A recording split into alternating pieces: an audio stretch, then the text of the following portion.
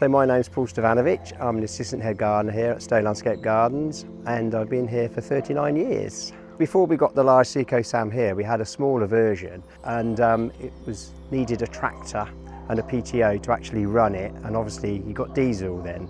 We were so comfortable and confident with the model we had beforehand that it just made sense to just stick with what we knew. We just went for the bigger version and obviously the electric version. I'll be quite confident to say that we've saved about £2,000 in diesel over the last 12 months just by turning electric. And we've worked it out, and we probably spend about £100 a month on the electric here, but it totally outweighs obviously what we've been saving on diesel and obviously the environment. This model is so much bigger, and obviously it's fully electric, so we can compost materials a lot quicker, and it's just an all-rounder. You know, we can put anything in this at all. You know, we can go up to 6 inches in diameter, so we can get as much in here as possible, and it composts so much quicker.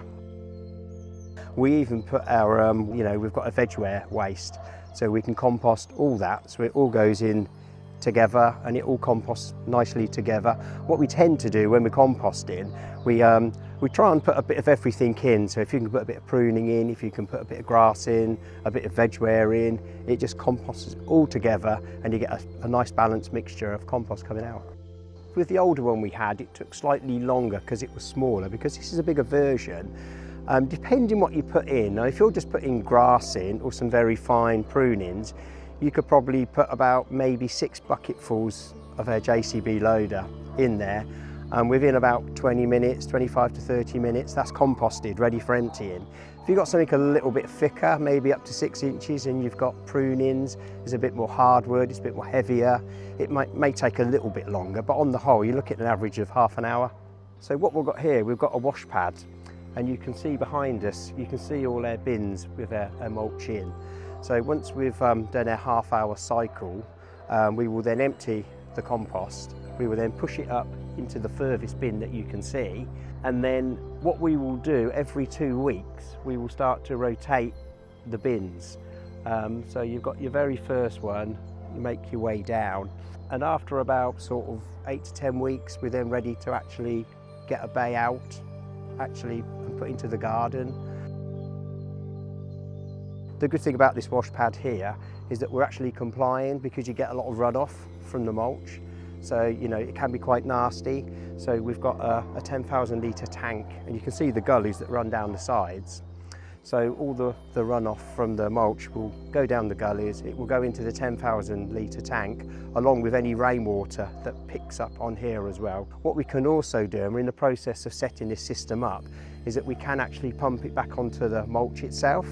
So it's actually, when it gets very dry and it dries out, you can actually pump from the tank back onto the mulch poles. You can do it by using a hose, you can do it by sprinkler systems. So again, you're putting all the nutrients back in. So we're even using the runoff from the mulch as opposed to letting it drain into the soil and it goes off into your watercourses, and it's not very good for the environment.